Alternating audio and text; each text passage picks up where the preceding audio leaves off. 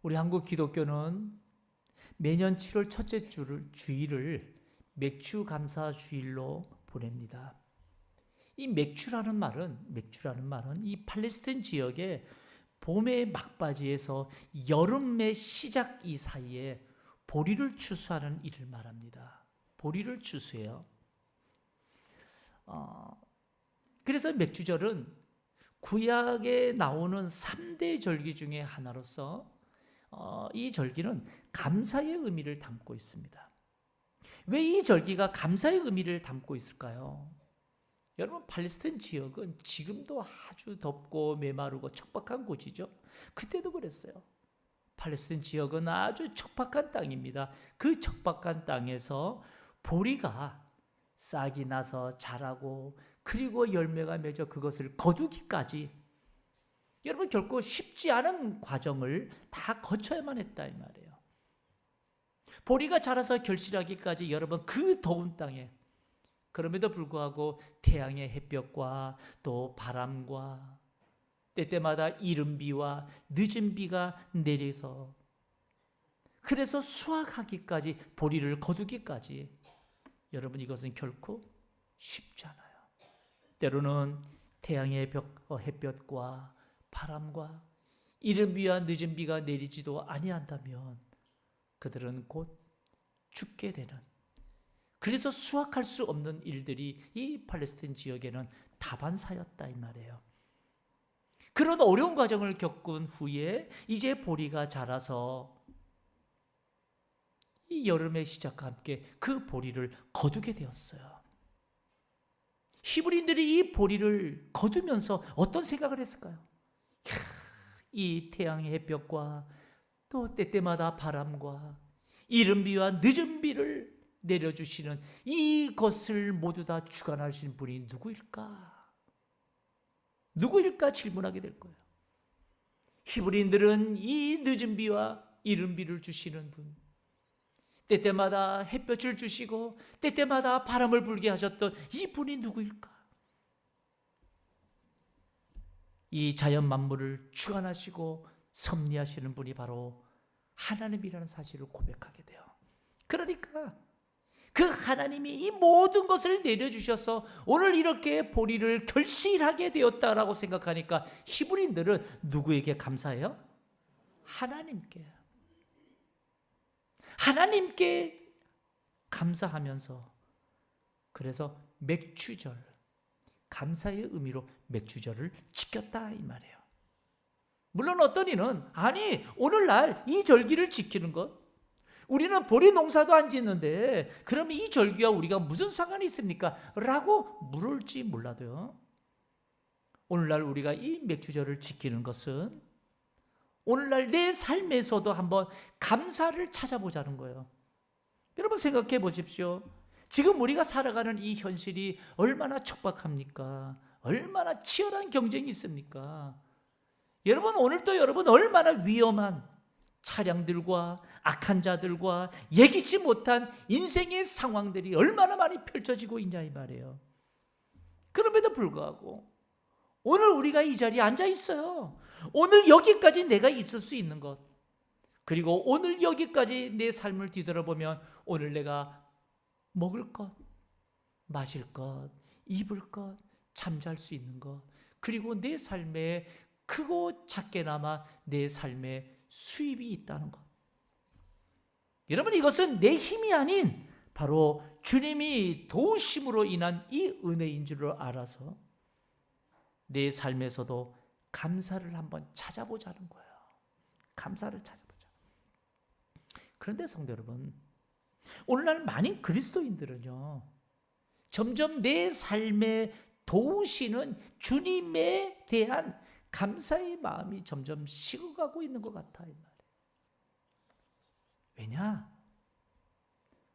굳이 우리가 하나님 앞에 기도하지 않아도, 굳이 하나님 앞에 매어 달리지 않아도 얼마든지 우리는 내 힘으로, 내 능력으로 이 삶을 살아갈 수 있기 때문에, 얼마든지 내 힘으로, 내 능력으로 부자되고 내 삶을 즐기고 얼마든지 할 수 있다 이 말이에요.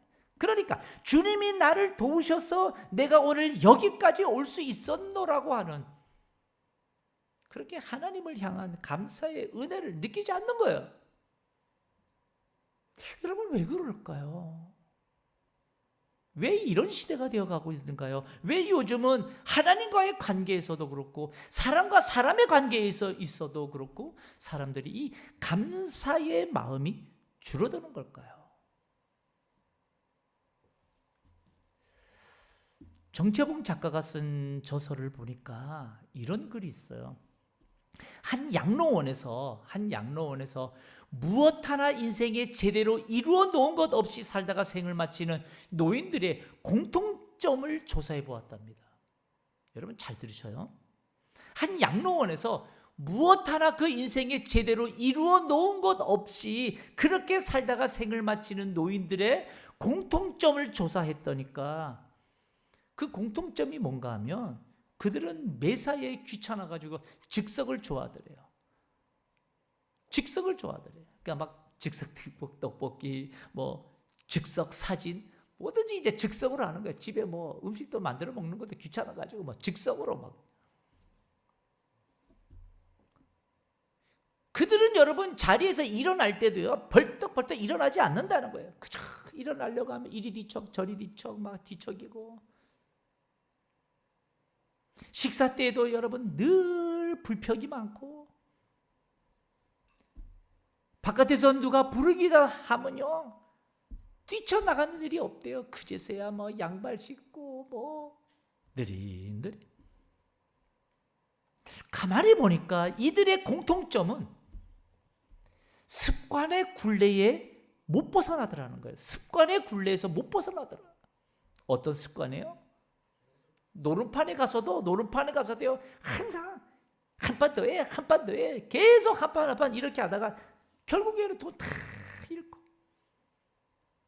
게다가 매사에 겁도 많아가지고 어디 뭐 높은 데라도 올라가면 떨어질까봐 올라가지 못하고 넘어질까봐 자전거도 배우지 못했대요.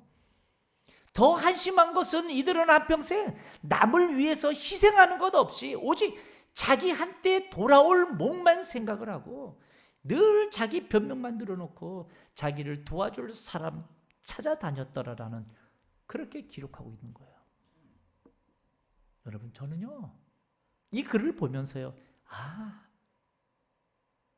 인생 마지막까지 하나 이룬 것 없이 그렇게 생을 마치는 이들의 공통점, 이들이 어떤 삶을 살았겠다라는 것이 그려지는 거예요. 그래서 이 작가가 이 글의 제목을 어떻게 달고 있는가 하면 실패의 조건이라고 달고 있어요. 실패의 조건. 실패하는 자들의 삶이 이렇다 이 말이에요. 여러분 저는 이 글을 보면서요 세상도 인생을 실패하며 사는 자들의 삶의 패턴들, 삶의 습관들을 그들의 공통점이 있노라고 말을 해요. 이 말인즉 이렇게 행동하고 살면 인생 마지막 아무것도 이루는 것 없이 그저 실패하는 인생으로 실패하는 삶을 사는 자처럼 되더라 라는 것을 말하는 거죠. 그렇다면 여러분 우리 신앙생활을 한번 보십시오. 우리 신앙생활 행여나 마치 저 실패하는 이들이 가지고 있는 습관의 굴레들 저런 공통점을 나도 지금 가지고 살면 어쩌냐라는 거예요. 나도 지금 이렇게 살고 있으면 어쩌냐. 그런데 하나님의 말씀인 성경을 보면 이렇게 실패하는 자들의 공통점이 있다는 것을 말씀해 주고 있습니다. 공통점이 있다는 걸 말해주고 있어요. 여러분 이스라엘 역사를 보면 하나님 앞에 불신앙으로 살던 남유다를 하나님께서 어떻게 징계하시나요? 불신앙으로 살아가는 남유다를 하나님께서 어떻게 징계하시는가 하면 예레미야 5장 15절을 보면 이렇게 기록하고 있어요. 15절에 보니까 이스라엘 집이여 보라 내가 한 나라를 먼 곳에서 너희에게로 오게 하겠다라고 말해요. 자, 이스라엘에게 말하는 거예요. 내가 한 나라를 먼 곳에서 너희에게로 오게 하리니 곧 강하고 오랜 민족이라 그 나라 말을 내가 알지 못하며 그 말을 내가 깨닫지 못하느니라. 여기서 강하고 오랜 민족, 이 먼 곳에서 오게 한 나라, 그 나라가 누구를 말하는가 하면 바벨론을 말합니다. 바벨론. 이미 하나님께서 하박국 선지자를 통해서 말씀해 주셨어요. 하박국 1장 6절에 보면 이렇게 기록하고 있어요. 하박국 1장 6절에 보니까 보라, 내가 사납고 성급한 백성 곧 땅이 넓은 곳으로 다니며 자기의 소유가 아닌 거처들을 점령하는 어디 사람을 일으키겠다고요? 갈대아 사람을 일으키겠다. 여기서 갈대아 사람이 누군가 하면 바벨론이에요. 바벨론. 사납고 성급한 백성, 바로 갈대아 사람. 이 갈대아 사람이 바벨론을 말해요. 다시 말하면 하나님께서 늘 불순종으로 살아가는 이 남유다를 징계하기 위해서 먼 나라, 거친 나라, 강한 나라 갈대아 사람을 일으켜요. 바로 바벨론을 일으키는 거예요. 바벨론을 일으켜서 남유다를 침공하도록 만들어요. 그래서 남유가 어떻게 해요? 바벨론에게 멸망당하죠. 그리고 바벨론의 포로로 이 백성들이 다 끌려가는 거예요. 이게 지금 이스라엘 역사가 말해줘요. 여러분, 이 이스라엘 역사가 말해주는 이게 무엇을 말해줄까요? 이게 무엇을 말해줄까 이 말이에요. 예레미야 5장 15절에 보면 성경은 이렇게 기록합니다. 이거 잘 보셔요. 내가, 여기서 내가는 누구예요? 하나님이에요. 하나님인 내가 한 나라를 먼 곳에서 너희에게 오게. 너희가 어디예요? 남유다 이스라엘 백성들, 불순종으로 살아가는 이스라엘 백성들에게 오게 하겠다고 하나님이 말씀하셔요. 이 말이 무슨 말인가 하면, 여러분, 전능하신 우리 하나님은 이 세계의 역사까지도 주관하시는 분이라는 사실을 성경이 말해주고 있어요. 이방 나라조차도 불신앙을 일삼는 선민을 징계하시는데 사용하시는 하나님이에요. 다시 말하면 저 바벨론을 강성한 나라로 만드신 분도 하나님이시라는 사실을 성경이 말해주고 있어요. 그래서 강성해진 바벨론인데, 그렇게 강한 나라가 된 바벨론, 그런데 오늘은 왠지 이상한 말씀이 있습니다. 그게 뭔가 하면 오늘 우리가 읽었던 본문 이사야 47장 5절이에요. 5절에 보면 이렇게 말해요. 딸 갈대아여. 이 갈대아가 누구라 그랬죠? 바벨론. 강한 나라로 세워주는 그 바벨론을 말해요. 딸 갈대아여, 잠잠히 앉으라. 흑암으로 들어가라. 내가 다시는 여러 왕국의 여주인이라 일컬음을 받지 못하리라 라고 말씀합니다. 갈대아는 바벨론을 말해요. 그런데 그들에게 하나님께서 하시는 말씀, 일컬음을 받지 못하리라 말씀해. 이 말은 이제 너는 멸망할 거다는 거예요. 멸망할 거다. 이 말씀대로 나중에 바벨론은 페르시아 제국에 의해서 이 강한 나라 바벨론은 멸망합니다. 페르시아를 통해서 바벨론이 멸망해요. 아니, 어떻게 하나님께서 강성한 한 바벨론을 세워주셨는데 그 바벨론이 또 페르시아에게 의해서 멸망당할 수 있을까요? 여러분, 조금 전에 이 세계의 역사까지도 주관하시는 분이 누구라고 했나요? 하나님이시다 이 말이에요. 하나님이셔요. 역사의 주관자가 하나님이시라고 하는 것은, 다시 말하면 바벨론을 강대한 나라로 세우신 하나님이 저 바벨론을 멸망하게도 하실 수 있다 이 말이에요. 아니, 왜 역사의 주관자이신 하나님께서 저 바벨론을 다시는 일어나지 못하게 하겠다고 이렇게 멸망하게 하셨을까요? 그 이유가 무엇일까요? 여러분, 우리가 오늘 읽었던 성경 본문을 보면 하나님께서 바벨론 제국을 멸망시키는데 그 이유가 세 가지를 말씀해요. 멸망시키는 이유를 세 가지를 말하고 있는데 그 첫 번째 이유가 뭔가 하면 6절입니다. 여러분, 6절을 보세요. 전에 내가 내 백성에게 노하여 내 기업을 욕되게 하여 그들을 내 손에 넘겨 주었거늘 내가 그들을 긍휼히 여기지 아니하고 늙은이에게 내 멍에를 심히 무겁게 메웠다라고 말해요. 여기 보면 전에 내가라고 하는 것은 전에 역사의 주관자이신 하나님인 내가 내 백성에게 노하여 불순종으로 살아가는 이 남유다 백성들에게 노해서 내 기업을 욕되게 하기 위해서, 바로 이 말은 하나님이 이들에게 징계하기 위해서 어떻게 하셨는가 하면 내 기업을 욕되게 하여 그들을 내 손에 넘겨주었거늘. 내 손은 지금 누구를 말하는가 하면 바벨론이에요. 갈대아 사람 바벨론. 바벨론 손에 넘겨주었다 이 말이에요. 다시 말하면 이 바벨론 제국을 강한 나라로 만들어서 불순종으로 사는 이스라엘 백성들이 남유다를 징계하게 치게 하신 것은 하나님께서 내 기업인 남유다를 징계하실 목적으로, 너희들 제발 정신 차리라고, 그래서 그 이방 나라 강대국 바벨론을 일으켜 세워서 남유다를 치게 했다, 내 손에 넘겨주었다 라고 말씀해요. 그렇게 징계의 도구로 사용되는 바벨론인데, 정작 이 바벨론이 남유다를 침공하면서 어떻게 했는가? 6절 하반절을 보세요. 6절 하반절에 보면 이렇게 말해요. 바벨론 내가 그들을, 하나님께서 지금 징계하시는 남유다 하나님의 백성들을 뭐하게 여기지 않아요?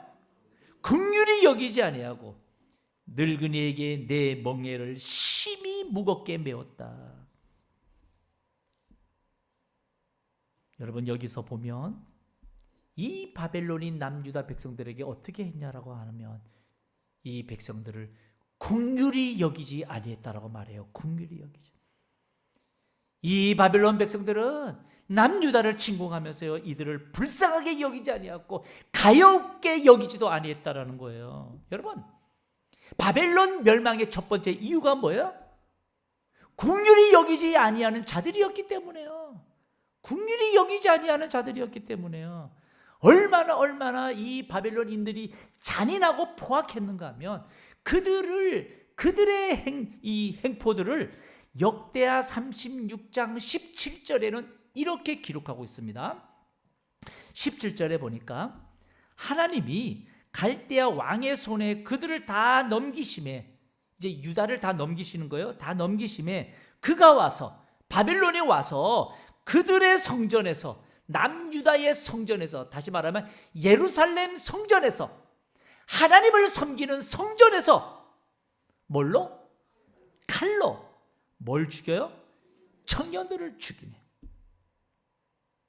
여러분, 이 바벨론인들이 얼마나 잔혹했으면 하나님의 성전에서 피비린내 나도록 청년들을 그 안에서 죽인 거예요. 다. 뿐만 아니라 청년 남녀와 노인과 병약한 사람들을 뭐하게 여기지도 않았어요? 긍휼히 여기지도 아니하고 다 거기서 고역을 시키고 죽이고 난리가 난 거예요. 여러분, 바벨론이 정말 잘나서 강해진 것이 아니라 전능하신 하나님이 남유다를 징계할 목적으로 사용하기 위해서 강하게 만들어 주신 것뿐이에요. 그런데 정작 바벨론은 유다를 침공하고서 오히려 하나님의 성전에서 여러분 칼로 청년들을 죽이는 피비린내 나는 살인의 현장을 만들어버린 거예요. 게다가 불쌍하여 치긴히 여기는 마음이 전혀 없이 병약한 노인들에게까지 잔인하게 일을 시키고 잔인하게 그들도 죽였던 거예요. 여러분, 긍휼한 마음이 없는 저들의 마음을 보신 하나님이 강성했던 무소불위의 바벨론, 저들의 멸망의 첫 번째 이유로 삼은 거예요. 긍휼한 마음이 없는 것. 다시 말하면 여러분, 긍휼의 마음이 없는 것, 이것은 하나님이 추락케 하시는 첫 번째 방법이라는 사실을 우리는 알아야 됩니다. 그런데 이방인들에게만 이렇게 하셨을까요? 여러분, 우리가 너무나 잘 아는 사울 왕을 보세요. 사울 왕. 다윗을 도왔다는 이유로 높당에 거하던 제사장 85명을 몰살시킵니다. 제사장 여러분 85명을 그 자리에서 다 죽여버려요. 사울은 이미 제사장까지도 가차없이 죽일 만큼 그 마음에는 국률을 모르는 사람이 되었습니다. 사울이 추락한 이유, 여기 있었던 거예요. 그러니 여러분, 우리도 살면서 조심해야 될 것. 여러분, 지나치게 남을 괴롭히고 지나치게 남을 비난하는 것도요, 자칫 돌이킬 수 없는 죄가 되는 거예요. 바벨론 역시 여러분 스스로 추락하게 된 이유도 지나치게 미워하고 지나치게 괴롭히다가 그것이 추락의 첫째 원인이 된 것을 우리는 성경을 통해서 교훈받을 수가 있는 거예요. 두 번째, 바벨론이 멸망한 이유, 오늘 우리가 읽었던 본문 7절입니다. 7절을 보세요. 말하기를 내가 영영이 여주인이 되리라 하고, 지금 바벨론이 말하는 거예요. 바벨론이 뭔 얘기를 하는가 하면 내가 영영이 여주인이 되리라 하고 이 일을 내 마음에 두지 아니하며 그들의 종말도 생각하지 아니하였도다라고 말해요. 당시 바벨론은 여러분 세계 최강의 대국이었습니다. 세계 최강의 대국이었어요. 이 바벨론은 천문학을 비롯해서 기술과 학문이 최첨단을 이루었던 여러분 강대한 나라였어요. 그러다 보니까 이들이 어떻게 말하고 있어요? 지금 내가 영영이 뭐가 되리라고요? 여주인이 되리라고 말하고 있어요. 내가 영영이 여주인이 되리라. 당시에 여러분 곳곳에서 선지자들이 바벨론의 멸망을 예언했어요. 너희들 이러다가 망한다. 그럼에도 불구하고 이들은 여러분 이 선지자의 말에 귀 기울이지 않았어요. 그리고 자기들이 영화가 영원한 줄 알고서 이들이 하는 말이 내가 영영이 여주인이 되리라. 영영이 여주인이 되리라는 말은 여러분 영원히 모든 열국의 주관자가 되겠다는 거예요. 자기들은 이 세계의 모든 열방들의 주인이 되겠다는 거예요. 한마디로 말하면 바벨론은 교만할 대로 교만해진 거예요. 교만할 대로 교만해졌어요. 여러분, 하나님의 말씀인 성경을 보면 하나님이 싫어하는 것이 있습니다. 하나님이 싫어하는 것 중에 하나가 뭔가 하면 교만이에요. 예수님께서 누가복음 12장을 통해서 어리석은 부자의 비유를 말합니다. 한 부자가 곡식을 너무 많이 거둔 거예요. 그러다 보니까 막 그 곡식을 넣을 창고를 수없이 짓는 거예요. 그리고 그 창고마다 곡식들을 가득가득 심어둬요. 이 부자는 이제는 평생 일하지 않아도 여러분 먹고 살 만큼 많은 곡식을 쌓아두었어요. 가득 찬 창고를 보면서 흐뭇했던 부자가 한 말, 누가복음 12장 19절이에요. 누가복음 12장 19절을 보니까 이렇게 말해요. 또 내가 내 영혼에게 이르되, 부자가 말하는 거예요. 내 영혼에게 이르되, 영혼아, 여러 해 쓸 물건을 많이 쌓아두었으니 평안히 쉬고 먹고 마시고 즐거워하자 하리라. 이제 많이 쌓아두었으니 이제 평생 먹을 것 걱정 없이 내 인생 이제는 꽃길만 걷는다. 평안히 쉬고 먹고 마시고 즐기자라고 하는 거예요. 그런데 이때 하나님이 뭐라고 말씀하시는가? 누가복음 12장 20절이에요. 20절에 보니까 하나님은 이르시되, 어떤 자요? 어리석은 자야, 오늘 밤에 내 영혼을 도로 찾으리니 그러면 내 준비한 것이 누구의 것이 되겠느냐? 하나님이 말씀하세요. 여러분, 곳간에 평생 먹을 것 쌓아뒀다고, 그래서 나는 이제 평생 평안히 먹고 마시고 즐기자고 했는데 하나님이 하시는 말씀, 오늘 밤 내 영혼을 도로 찾겠다라는 거예요. 이 말이 뭐예요? 우리에게 생명을 주신 자가 누구라는 거예요? 하나님이라는 거예요. 여러분, 이 심장, 내가 건강해서 뛰는 것 같지만 아니요, 하나님이 뛰게 해주셔야 뛰는 거예요. 여러분, 내가 건강해서 내가 뭐든지 다 누리는 것 같지만 아니요. 하나님이 오늘 또 내게 숨쉬게 해주셔야 쉬는 거예요. 여러분, 우리는 살다 보면요, 내 손 하나도 내 마음대로 하지 못하는 것을 경험할 때가 온다 이 말이에요. 지금 내게 숨쉬게 하고, 지금 내게 걷게 하고, 지금 내게 여러분 이 심장이 뛰게 하시는 분은 여러분 생명의 주관자이신 하나님이라는 사실을 성경이 말씀하고 있다는 사실 믿으시길 축복합니다.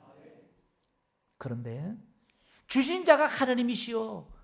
그래서 거두어 가시는 자가 하나님이라는 사실을 모른 채 스스로 자고하여 교만하여서 내 평생 이제는 걱정 안 하겠다라고 말했던 자, 그 밤에 거두어 가신다고 말씀하는 것을 봐요. 이게 뭘 말할까요? 겸손하지 못하고 스스로 가진 것으로 마음이 교만해진 자, 이 바벨론이 이 교만으로 멸망하는 이 교만이 두 번째 이유가 되었다 이 말이에요. 근데 여러분, 그렇기 때문에 자고한 마음, 교만한 마음 여러분 우리는 조심해야 됩니다. 왠지 아십니까? 우리는 하나님께서 미워하시는 것이 있다는 걸 알아야 돼요. 하나님이 미워하시는 것이 있대요. 하나님은 사랑의 하나님이라고 해서 뭐 죄 지어도 아이고 뭐 하나님 뭐 그냥 뭐 봐주시겠지. 성경은 하나님이 싫어하는 것이 있다고 말해요. 잠언 6장 16절에 보세요. 잠언 6장 16절에 보면 이렇게 말해요. 여호와께서 미워하시는 곳, 곧 그의 마음에 싫어하는 것이 17가지가 있대요. 17가지가. 하나님도 여러분 그 마음에 싫어하는 것이 있다고 합니다. 하나님이 미워하는 것이 있대요. 그게 뭘까? 그것이 17가지가 된다는 거예요. 그게 뭐냐? 잠언 6장 17절에 보세요. 잠언 6장 17절에 보면 곧 교만한 눈과 거짓된 혀와 무지한 자의 피를 흘리는 뭐와? 손과 18절 악한 계교를 꾀하는 마음과 빨리 악을 달려가는 발과 19절 거짓을 말하는 망령된 증인과 및 형제의 사이를 이간하는 자를 하나님은 미워하고 싫어한다는 거예요. 여러분 여기 보면요, 하나님이 미워하시고 싫어하는 것 가운데 여러분 눈과 혀와 손과 마음과 발과 다 들어있어요. 여러분 어떤가요? 하나님이 미워하고 하나님이 싫어하는 이 17가지가 된 것을 보면서 오늘 하나님 앞에 예배한다고 하는 우리들, 여러분 여기에서 자유를 수 없는 항목들 있지 않나요? 만약 하나님의 마음에 싫어하는 일들을 내가 지금도 행하고 있다면 멈춰야 합니다. 버려야 합니다. 그게 하나님 앞에 복받는 비결이에요. 교만한 눈과 거짓된 혀와 무지한 자의 피를 흘리는 손, 악한 계교를 꾀하는 마음, 악으로 달려가는 발, 여러분 멈춰야 돼요. 자, 바벨론이 멸망한 세 번째 이유, 이사야 47장 8절입니다. 8절에 보면 이렇게 말해요. 그러므로 사치하고 평안히 지내며 마음에 이르기를 나뿐이라 나 외에 다른 이가 없도다.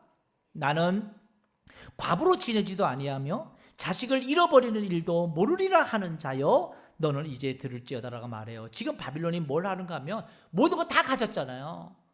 모든 거 다 누리고 있잖아요. 그 누구도 대적하지 못해요 지금. 그러니 여러분, 이들로부터 당하는 자들은 죽을 맛인데도 본인은 평안한 거예요. 문제는 너무 가진 게 많으니까 그들이 마음에 어떤 마음이 드는가 하면 이제 나 위에 아무도 없다 하는 거예요. 나 위에 아무것도 없다. 그러면서 하는 말, 나는 과부로 지내지도 아니한다. 내 남편은 영원히 떵떵거리고 살 거라는 거예요. 나는 자녀도 잃어버리는 일이 없을 거라는 거예요. 인생에 내 사전에는 어려움은 없어. 이러고 살아요. 한마디로 말해서 바벨론은 나밖에 모르는 바벨론이 된 거예요. 나밖에 모르는 자. 바벨론의 이 표현은 뭐냐면 스스로가 하나님과 동등된 것처럼 여기는 겁니다. 그런데 우리 하나님은 자기밖에 모르고 살아가는 이기적인 자 그냥 내버려 두지 않는 걸 보게 돼요. 이것이 바벨론이 멸망하는 세 번째 이유였던 거예요. 성도 여러분, 그런데 오늘날 많은 그리스도인의 삶에서 왠지 감사가 없어지는 이유를 보면 이 바벨론의 실패의 이 패턴들과 이 습관의 이 반복과 연관이 있어 보이지 않나요? 하나님이 내게 복을 주시고 하나님이 나를 보호해 주셔서 오늘 내가 여기까지 올 수 있었다라고 고백하기보다는 하나님 없이도, 하나님 도움 없이도 얼마든지 내 능력으로, 내 재력으로 얼마든지 살 수 있다고 생각해요. 그러니까 오히려 남을 나보다 낮게 여기는 긍휼의 마음이 없는 거예요. 그러니까 이타심으로 살아가는 것이 아니라 그저 나만을 위한 철저한 이기심으로 살아가는 거예요. 가진 재력과 힘과 능력이 많으니까 내 힘으로도 얼마든지 평안하게 살 수 있다고 생각하는 거예요. 분명 하나님이 싫어하는 일이 뭔지를 알면서도 전혀 개의치 않는 거야. 그러니까 점점 삶에 뭐가 사라져요? 감사가 사라져요. 감사가. 고마운 게 없는데 감사라는 단어가 무슨 뜻이냐? 감사는 고마움을 표시하는 인사예요. 고마움을 표시하는 인사. 부족했던 내 삶에 채워주시는 은혜에 대한 고마움이 감사로 고백되는 거예요. 그런데 정작 하나님이 나를 내 인생의 위험으로부터, 차량으로부터, 악한 자들로부터 나를 보호해 주셨다, 인도해 주셨다라고 하는 이런 고마움의 마음을 느끼지 못하니까 감사도 사라지는 거예요. 하나님이 나를 인도해 주신 것이 아니라 지금도 내 능력으로, 내 건강으로 살아왔다고 생각이 점점 더 커지니까 하나님 앞에도 감사가 인색해지더라. 여러분, 이것은 바벨론의 어리석은 모습의 공통점인 거예요. 여러분, 우리는 이것을 버려야 됩니다. 성도 여러분, 오늘은 맥주 감사주의를 맞이해서 만약 내 삶에 하나님을 향한 감사가 지금도 식어져 있다면, 그래서 하나님을 생각하면서도 여전히 내 마음이 냉랭해지고 그래서 하나님 앞에 무엇인가 쏟아내는 내 삶의 인색밖에 없다면, 여러분, 우리는 우리 자신을 되돌아 봐야 된다 이 말이에요. 내 삶에 하나님을 향한 감사가 식어진 잘못된 영적 습관이 무엇일까? 왜 하나님 앞에 감사의 마음이 이리도 인색해졌을까? 여러분, 우리는 되짚어 봐야 됩니다.